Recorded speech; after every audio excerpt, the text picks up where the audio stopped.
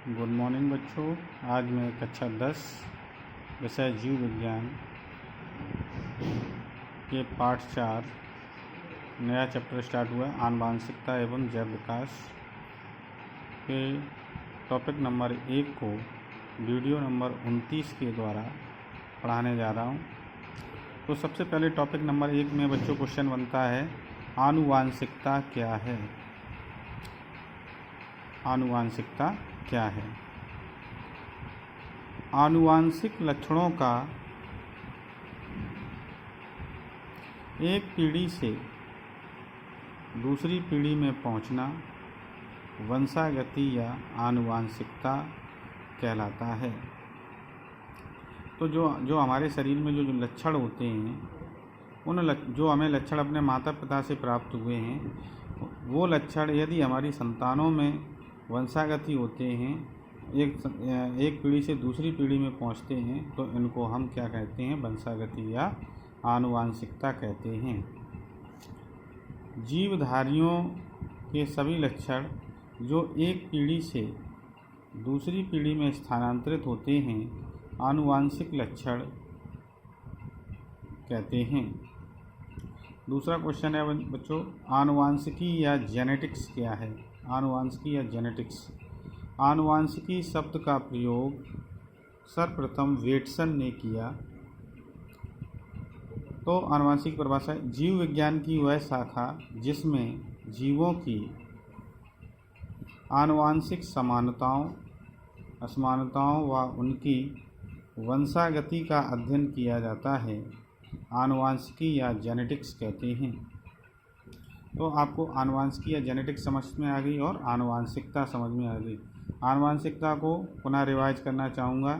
आनुवांशिक लक्षणों, हमारे शरीर में ऐसे लक्षण जो हमें अपने माता पिता से प्राप्त हुए हैं और हमसे हमारी दूसरी पीढ़ी में, एक पीढ़ी से दूसरी पीढ़ी में ट्रांसफ़र हो रहे हैं, उनको हम क्या कहेंगे? आनुवांशिकता कहते हैं।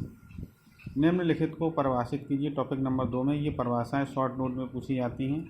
जीनोटाइप तथा फिनोटाइप। जीनोटाइप तथा फिनोटाइप शब्द का प्रयोग सर्वप्रथम जॉनसन ने किया था।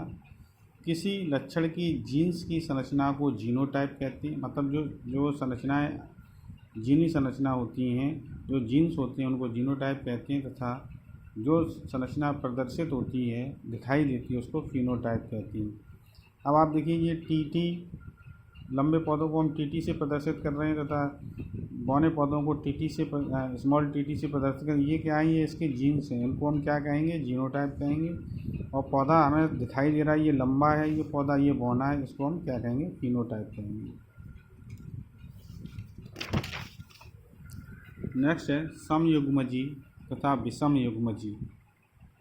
तो समयुग्मजी क्या होते हैं? समयुग्मजी व विषमयुग्मजी शब्द का प्रयोग वेटसन ने किया जब किसी जीनोटाइप के दोनों जीन्स एक समान होते हैं, तो इन्हें समयुग्मजी कहते हैं। जैसे या तो टीटी होंगे, कैपिटल टीटी होंगे, लंबे पौधे होंगे, या फिर टोटल बौने पौधे होंगे।